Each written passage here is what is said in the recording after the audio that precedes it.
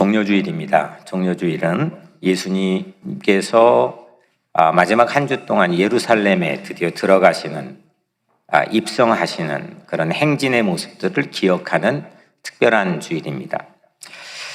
그때 당시에 대중들은 손에 종려나무 가지를 흔들고 호산나 호산나, 만세 만세, 찬양합니다, 이런 의미를 가진 호산나를 외치면서 열렬하게 예수님을 맞이하고 환영했습니다. 이 의미는 이제 이겼다, 이제 승리했다, 이런 의미를 담고 있는 겁니다. 우여곡절이 그 한 주 동안에 펼쳐지지만 결국 이 행진은 예수님의 부활로 인해서 승리하게 되죠. 근데 승리하게 되지만 누구도 예상치 못했던 그 행렬의 의미는 예수님은 십자가의 죽음을 향하는 길이었습니다. 예수님은 죽었습니다. died 한 게 아니라 was killed, 죽임을 당했다고 하는 게 보다 더 정확한 의미일 겁니다. 예수님은 억울하게 죽었습니다. 이 죽음에 관해 누구의 책임입니까? 오늘 설교의 제목은 누구입니까? 입니다.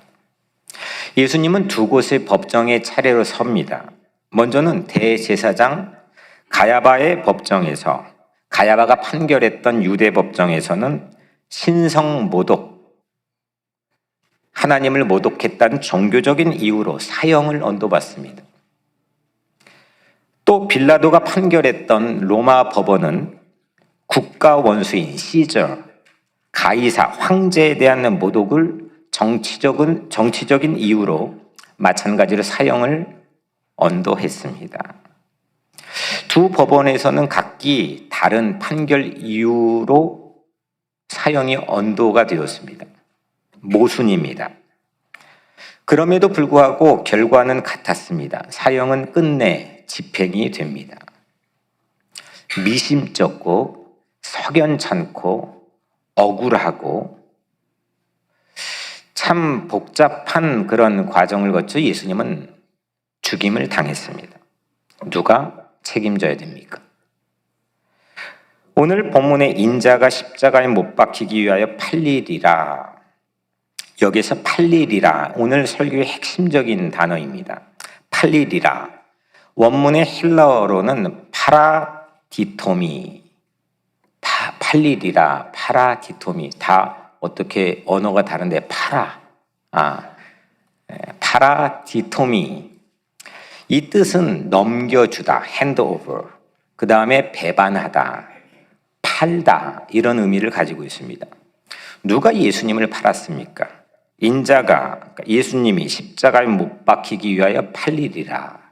누가 예수님을 팔았습니까? 누가 생각이 나십니까? 첫째, 누구입니까? 가룟 유다입니다. 유다는 은전 30에 예수님을 팔았습니다.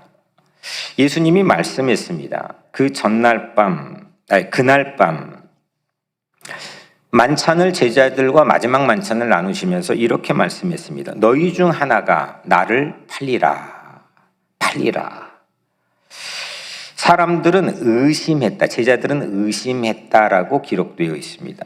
그리고 예수님이 또 한 가지 힌트를 줍니다. 내가 지금 떡을 적셔주는 자가 범인이다. 그렇게 했고 가룟 유다가 그 떡을 받았습니다. 그리고 가룟 유다는 예수님을 팔았습니다. 그 사건이 있기 무려 1000년 전에 다윗은 이 사실을 미리 예고했습니다. 시편 41편 9절 말씀엔 내가 신뢰하여 내 떡을 나눠 먹던 나의 가까운 친구도 나를 대적하여 그의 발꿈치를 들었나이다. 이런 의미죠. 허물 없이 떡 나눠 먹을 정도로 가까운 친구가 배반할 것이라는 거고, 그 친구의 배반은 가룟 유다를 가리키고 있습니다. 실제 1000년이 흘러 유다는 예수님을 팔았습니다. 가롯 유다에서 가롯은 단검, 자객이라는 의미를 가지고 있습니다. 자객이라고 한 뜻으로 실제 그의 삶은 이 가룟 유다가 로마에 무장 저항을 했던 젤롯 땅의 당원으로 속해 있었습니다. 젤롯, 영어로 zeal, 열심, 열성, 이런 뜻을 갖고 있는 젤롯, 열성분자, 열심당, 이런 의미를 가지고 있죠. 그러니까 우리가 이렇게 식민지를 살고 있는데 이게 무장을 해가지고 같이 싸우자라고 하는 급진적인 그런 민족 해방 운동을 했던 좋은 사람들이죠. 우리로 치면 윤봉길, 안중근 그런 무리들, 그런 분들과 같이 속해 있는 그런데 가룟 유다는 로마를 향한 자객이 되지 못하고 예수님에게 자객이 되었습니다. 그의 삶의 칼끝은 예수를 향했습니다. 예수님을 돈을 받고 팔았습니다. 그리고 넘겨줬습니다. 배반했습니다. 팔아 디토미했습니다. 애당초 유다는 이 파는 거에 매우 능숙한 사람입니다. 하루는 아주 비싼 향유를 가지고 예수님께 와서 한 여인이 예수님의 발을 씻겼습니다. 예수님은 이 여인의 행동을 이후에도 기억될 행동으로 극찬했습니다. 그런데 그 자리에 있던 가룟 유다는 이 비싼 향유를 300데나리온에 팔아 가난한 사람을 구제했으면 더 좋았을 것이라고 그 마리아를 꾸짖었습니다. 유다는 사랑을 해보지 못한 사람 같아 보입니다. 사랑이 뭔지를 모르는 사람. 마리아가 쏟았던 사랑이 그게 뭔지를 모르는 것 같습니다. 사랑보다 탐욕이 앞섰습니다. 그럴듯한 명분은 내세웠지만 그는 감동을 주지 못합니다. 마리아 앞에서도 예수님 앞에서도 제자들 앞에서도 그는 늘 옳은 얘기 같은 얘기들을 늘어놓았지만 전혀 감동을 주지 못했습니다. 예수님께서 이렇게 말씀합니다. 삼가 모든 탐심을 물리치라. 사람의 생명이 그 소유에 넉넉한 데 있지 아니하니라. 아멘.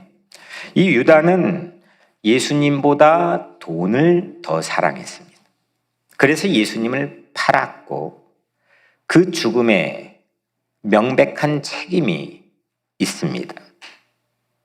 바울은 디모데전서 6장 10절에서 이렇게 말씀하죠. 돈을 사랑함이 일만 악의 뿌리이니 이것을 탐내는 자들은 미혹을 받아 믿음에서 떠나 많은 근심으로써 자기를 찔렀도다. 돈을 사랑하면 그 돈이 나에게 유익을 주는 게 아니라 그 돈이 자기를 찌른다는 겁니다. 돈을 사랑하는 것이 모든 악의 뿌리라는 거죠. 돈이 나쁜 것은 결코 아닙니다. 이 땅의 삶을 보다 나누고 평등하고 아름다운 공동체가 되기 위해 교환 가치로 준 것이 돈입니다. 하나님이 주신 겁니다. 그런데 돈을 사랑하는 것은 나쁩니다. 우리는 캐피탈리즘, 자본주의 사회, 돈이 기본이 되는 사회에 살면서 많은 미혹을 받습니다. 돈을 사랑하게 되고 돈에 끌려가게 되고 돈의 노예가 될 우려도 많습니다. 오늘 가룟 유다는 이 돈이 예수님보다 앞섰습니다. 우리는 무엇을 사랑합니까? 예수입니까? 돈입니까? 돈 없는 사랑이 돈 있는 배신보다 훨씬 더 낫다고 생각합니다. 이 탐욕에 빠졌던 가룟 유다는 예수님에 의해서 그 출생의 비참함을 평가받습니다. 마가복음 14장 21절에 인자를 파는 그 사람에게는, 그러니까 나 자신 예수를 파는 그 사람에게는 화가 있으리로다. 그 사람은 차라리 나지 아니하였더라면 자기에게 좋을 뻔하였으리라. 자신의 출생 자체가 비참하게 평가를 받습니다. 무엇 때문입니까? 탐욕입니다. 탐욕이라는 건 그 출생뿐만 아니라 그 마지막 삶의 결말도 비참해집니다. 사도행전 1장 18절에 이 사람이 불의의 삭스로 밭을 사고 후에 몸이 곤두박질하여 배가 터져 창자가 다 흘러나온지라.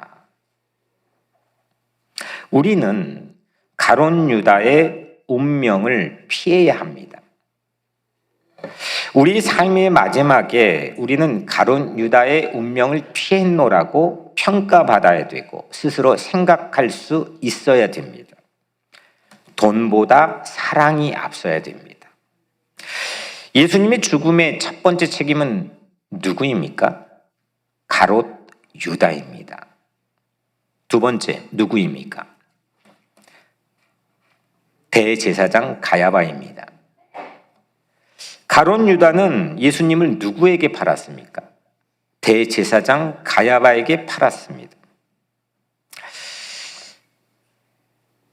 판 사람은 돈이 궁했던지 돈이 필요한 사람이었을 거고, 그거를 구매하여 산 사람은 그 물건이나 사람이 절실히 요청되었을 겁니다.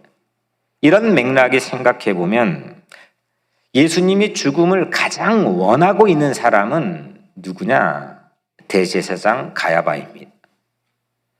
예수님도 빌라도 앞에서 자신의 죽음에 대한 누구의 책임인지를 말씀했습니다. 요한복음 19장 11절에 나를 내게 넘겨준 자의 죄는 더 크다. 나는 누구입니까? 예수님이죠. 너는 누구입니까? 빌라도죠. 너에게 넘겨준 자는 누구입니까? 대제사장 가야바입니다. 대제사장 가야바의 죄가 더 크다라고 예수님께서도 빌라도 법정에서 말씀했습니다.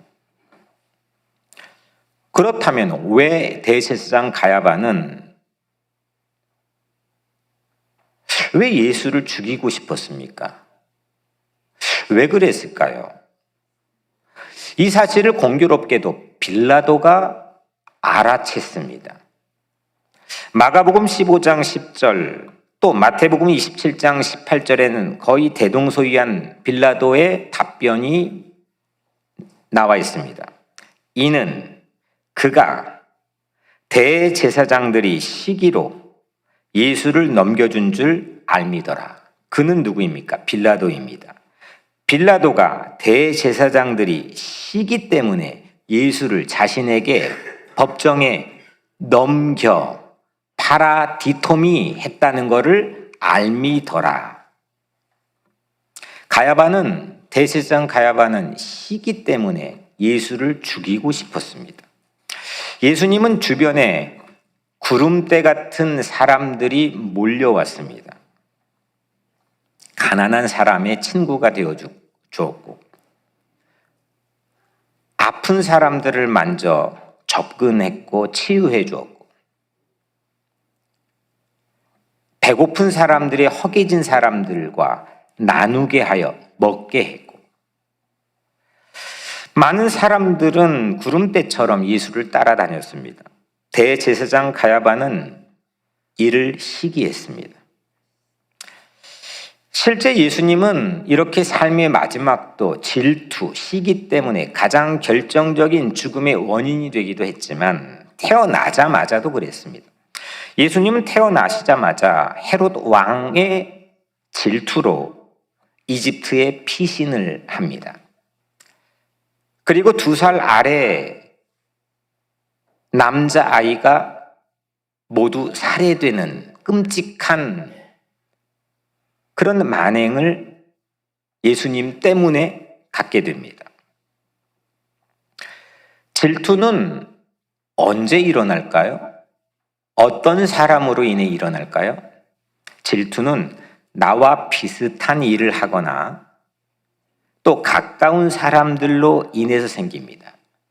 절대로 나와 관련 없는 일을 하거나 멀리 나와 관련 없는 사람들로부터 질투는 생기지 않습니다. 헤롯 왕은 동방 박사들로부터 이스라엘 왕이 태어났다는 소식을 듣고 나도 왕인데 비슷한 또 다른 일을 하는 왕이 태어났다는 사실 때문에 질투감이 본능적으로 나왔습니다. 대제사장 가야바는 이스라엘 참된 대제사장처럼 보이는 예수가 출현했다는 이 사실에 격분했고 질투했습니다. 사촌이 땅을 사면 배가 고프다? 배가 아프다. 예. 사촌이니까 배가 아픈 겁니다. 나랑 관련 없이 멀리 있는 사람이면 배가 안 아픕니다. 그런데 사실 사촌이 땅 사는 게 나와 상관이 있습니까? 없습니까? 전혀 없습니다. 내 친구의 자녀가 좋은 대학 가는 것이 내 자녀와 상관이 있습니까? 없습니까?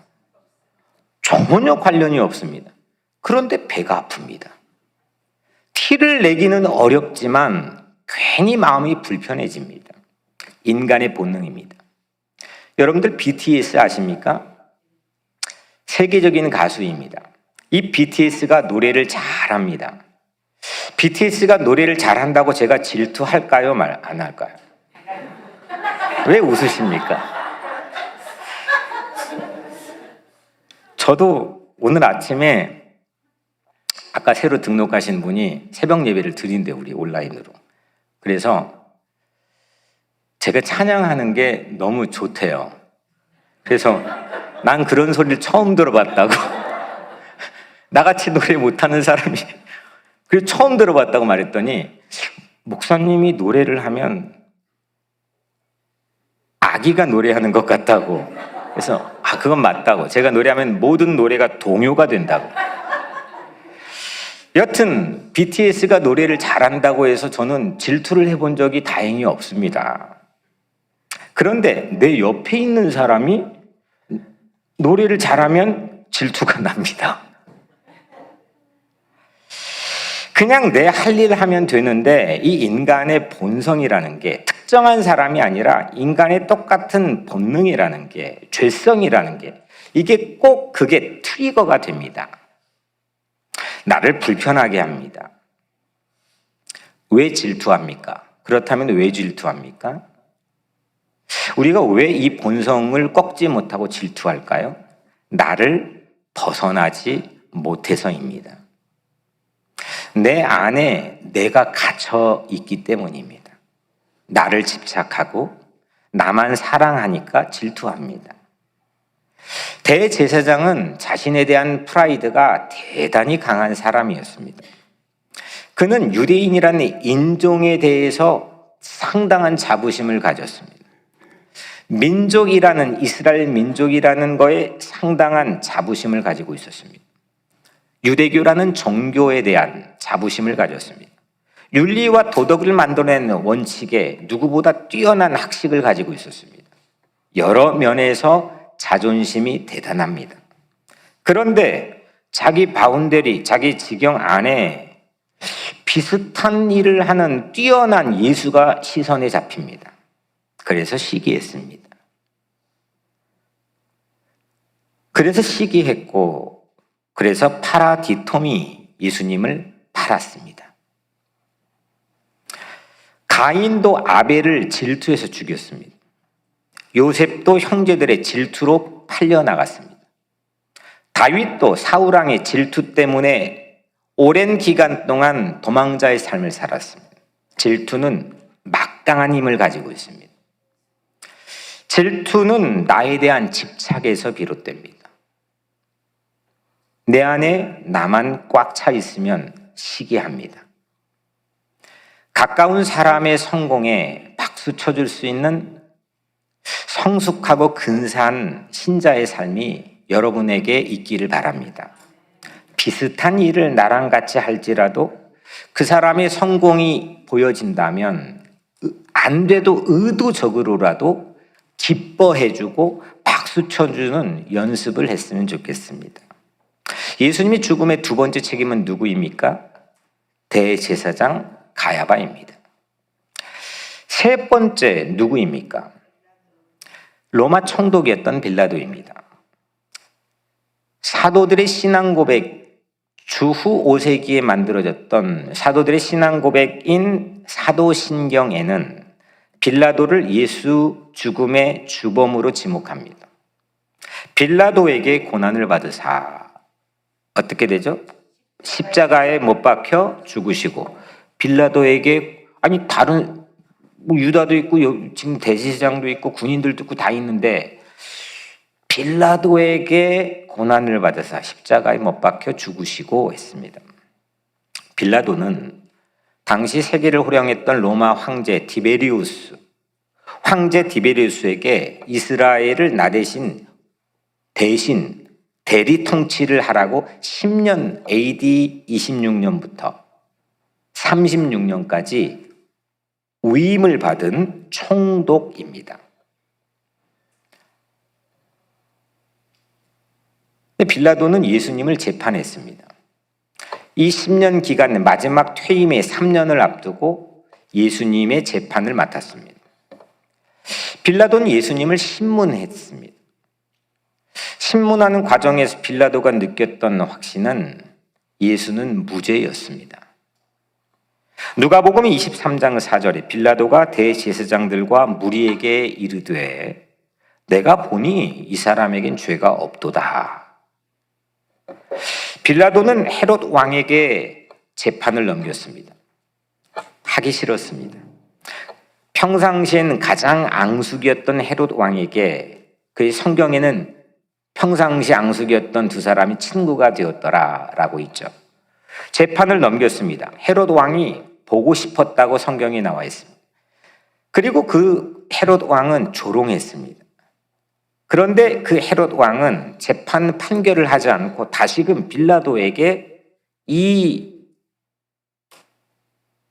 난해한 재판을 떠넘겼습니다. 빌라도는 다시 재판을 맡았습니다.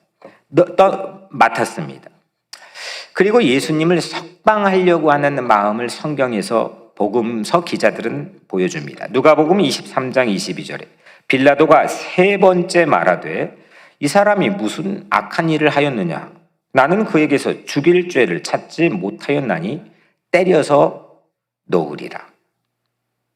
혐의를 찾지 못했다. 그래서 나는 그냥 놓기는 대중들의 소유를 염려하니 때려서 석방하겠다. 심지어 빌라도의 아내도 이렇게 거들었습니다. 마태복음 27장 19절. 총독이 재판석에 앉았을 때에 그의 아내가 사람을 보내어 이르되 저 옳은 사람에게 아무 상관도 하지 마옵소서. 오늘 꿈에 내가 그 사람으로 인하여 애를 많이 태웠나이다. 꿈자리가 너무 사나워서 지금 당신이 이 재판 그 사람의 생명에 관여를 해서는 안 됩니다 라고 거들었습니다. 그런데 군중들은 더 난리였습니다. 마지막 한 가지의 방법을 빌라도는 고안했습니다. 6월절이면 이스라엘 관례대로 특별 사면하는 관례가 있었습니다. 죄인 중에 한 명을 사면해 주는 겁니다. 이건 석방은 아닙니다. 사면을 해주는 겁니다. 그래서 예수를 놓아주려고 했습니다. 그런데 유대인들이 이렇게 소리칩니다. 요한복음 19장 12절에 빌라도가 예수를 놓으려고 힘썼으나 유대인들이 소리 질러 이르되 이 사람을 놓으면 가이사의 충신이 아니니이다. 결정적 빌라도의 약점을 파고들었습니다. 가이사는 황제죠. 황제의 충신이 아니라는 게 자기에게 입증이 되면 자기의 자리가 위태로워집니다. 군중들은 빌라도와 황제의 관계로 빌라도를 협박했습니다. 결국 빌라도는 이 군중들을 만족시키는 것이 먼저가 되었습니다. 마가복음 15장 15절 빌라도가 무리에게 만족을 주고자 하여 바라바는 놓아주고 예수는 채찍질하고 십자가에 못 박히게 넘겨주니라. 넘겨주니라. 파라디토미. 빌라도도 파라디토미했습니다. 재판의 가장 결정적 순간 누가복음 23장 23절엔 그들의 소리가 이긴지라. 그들이 누구입니까? 군중들입니다. 빌라도는 군중의 소리에 무릎을 꿇었습니다. 빌라도는 예수의 사면과 군중의 소리 사이에서 딜레마에 빠졌습니다. 황제와 원만한 관계 유지로 자신의 야망을 멈추지 않고 이루느냐, 이 갈림길에 빌라도는 서 있습니다. 그런데 군중의 소리가 이겼습니다. 야망을 선택했습니다. 빌라도는 비겁했습니다. 결국 빌라도의 이 비겁함으로 예수는 팔렸습니다. 십자가에 넘겨졌습니다.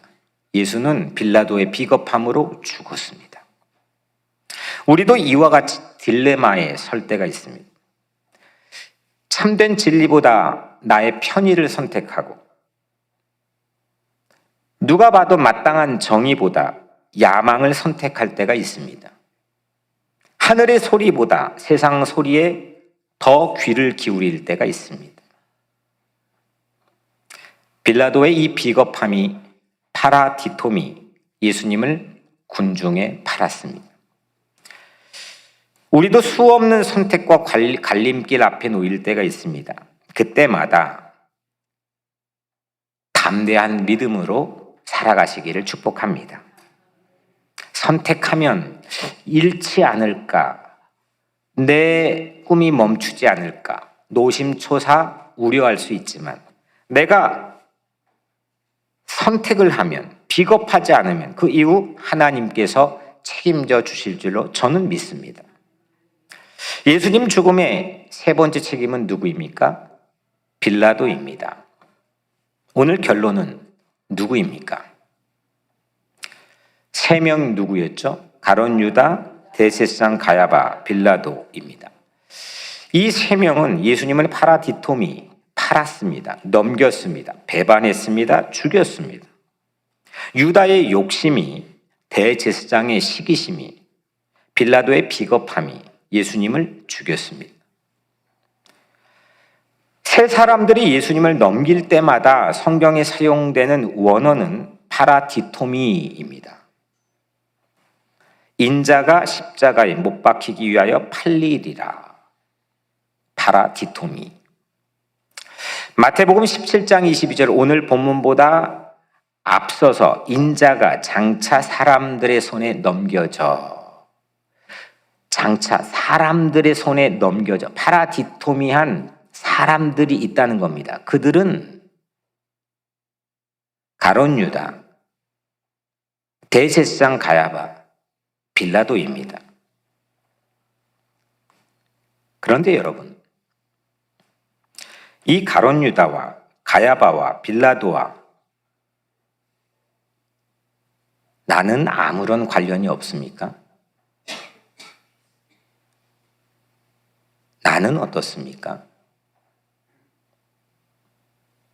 나는 욕심부리고 나는 시기하며 나는 비겁한 적이 없습니까? 이 세 가지는 모든 악의 뿌리의 카테고리입니다. 우리는 예외 없이 욕심부리고 시기하며 때론 살고 때로는 비겁한 불의를 선택하는 그런 내가 예수님을 십자가에 파라디토미 하지는 않았습니까? 베드로의 설교입니다. 사도행전 2장 36절 너희가 십자가에 못 박은 이 예수를. 교회가 시작되는 기독교의 처음부터 기독교의 전통은 그 십자가의 현장에 관여하지 않았을지라도 바로 우리가 그 십자가의 죽음과 가장 밀접한 관련이 있다는 것을 설교하고 그렇게 믿었고 자기를 고백했습니다. 이후에 스데반이 이렇게 설교합니다. 사도행전 7장 52절. 이제 너희는 의인을 잡아준 자요 살인한 자가 되었나니. 스데반도 역시 십자가 예수님을 못 박았던 범인은 바로 나 자신이라고 지적합니다. 히브리서 6장 6절엔 그들이 하나님의 아들을 다시 십자가에 못 박아 드러내놓고 욕되게 함이로다. 이미 십자가 못 박여 죽으시고 부활하고 승천까지 하셨는데 한참 시간이 흘러 너희들이 하나님의 아들을 다시 십자가에 못 박아 드러내놓고 욕되게 했다고 이야기합니다. 우리도 나도 예수님을 십자가에 못 박았습니다. 그래서 십자가 앞에서 내가 참회해야 됩니다. 욕심 많고 시기심 많고 비겁하기도 했던 내 죄를 참회할 수 있는 고난주간을 맞이하시길 바랍니다. 그런데 여러분, 오늘 이제 이 말씀을 하기 위해서 우리가 장황하게 그간 지금까지 말씀을 살폈습니다. 예수님은 died 된 게 아니라 was killed, 죽임을 당한 건데, 파라디톰이 된 건데, 그런데 예수님은 죽음을 스스로 선택하셨다고 말씀했습니다. 요한복음 10장 18절, 이는 내게서 빼앗는 자가 있는 것이 아니라 내가 스스로 버리노라.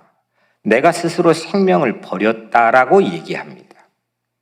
오늘 본문을 다시 보면 인자가 십자가에 못 박히기 위하여 팔리리라. 이 팔리리라라고 하는 헬라어 원어의 단어는 두 가지의 헬라어가 있습니다. 지금까지는 파라디토미를 살펴봤습니다. 이거는 이 파라디토미는 인간이 팔 때 사용합니다. 그런데 파라돈토스라는 단어가 있습니다. 파라돈토스는 신이 팔 때만 사용합니다. 하나님이 팔 때 파라돈토스입니다. 갈라디아서 여러분들 너무 사랑하시는 말씀, 갈라디아서 2장 20절 말씀의 중간 부분엔 나를 사랑하사 나를 위하여 자기 자신을 버리신, 여기에서 버리시는 파라디토미가 아니라 파라돈토스입니다. 하나님이 자기 자신을 버리신 겁니다.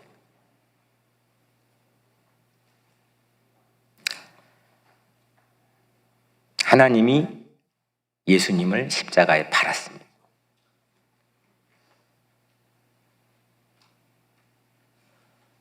헤아릴 수 없는 사랑으로 예수를 십자가에 팔았습니다. 이 파라돈토스의 예는 신약 성서에 차고 넘칩니다. 두 가지만 말씀드리면, 에베소서 5장 2절에 그는 우리를 위하여 자신을 버리사, 그는 예수는 우리를 위하여 자신을 버리사, 여기 버리사 파라돈토스입니다. 누가복음 23장 46절, 아버지 내 영혼을 아버지 손에 부탁하나이다. 예수님이 마지막 십자가의 운명 직전에 하신 말씀이죠. 아버지 손에 부탁하신다는 것, 부탁한다 파라돈토스입니다. 누구입니까? 누가 예수님을 죽였습니까? 하나님입니다. 하나님의 사랑입니다.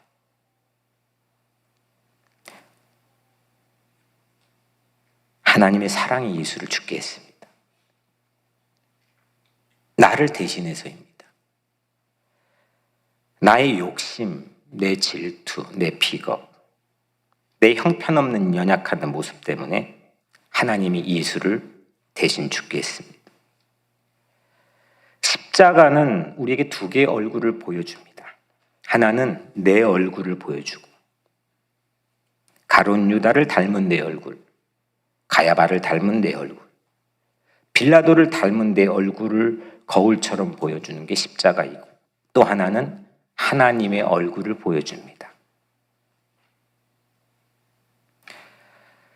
파라디토미, 내가 예수님을 팔았고, 내가 예수님을 넘겨줬고, 내가 예수님을 배반했고, 내가 예수님을 죽였습니다. 그래서 십자가에선 내 얼굴을 볼 수가 있습니다. 그런데 이 모든 것은 측량할 수 없는 하나님의 더 큰 사랑 안에 있는 겁니다. 하나님이 나를 죄에 살리기 위해 예수님을 십자가의 죽음에 팔아 주셨기 때문입니다. 하나님의 사랑입니다. 베드로는 이 파라디토미와 파라돈토스를 한꺼번에 두 가지의 한 문장 안에 두 가지를 설교 안에서 사용했습니다. 그의 첫 번째 설교의 사도행전 2장 23절에 보면 그가 하나님께서 정하신 뜻과 미리 아신 대로 내준 바 되었거늘, 여기 내준 바는 무엇일까요? 파라돈토스입니다. 너희가 법 없는 자들이 손을 빌려 못 박아 죽였으니, 이건 파라디토미겠죠. 하나님은 내어주셨고 우리가 죽였습니다. 십자가는 인간 악의 폭로 장소일 뿐만 아니라 어떤 인간의 구질구질한 악이 세상 만천하 있는지를 폭로하는, 의인의 억울한 죽음을 통해 폭로하는 그런 장소가 십자가일 뿐만 아니라 하나님의 사랑이 폭발하는 장소이기도 합니다.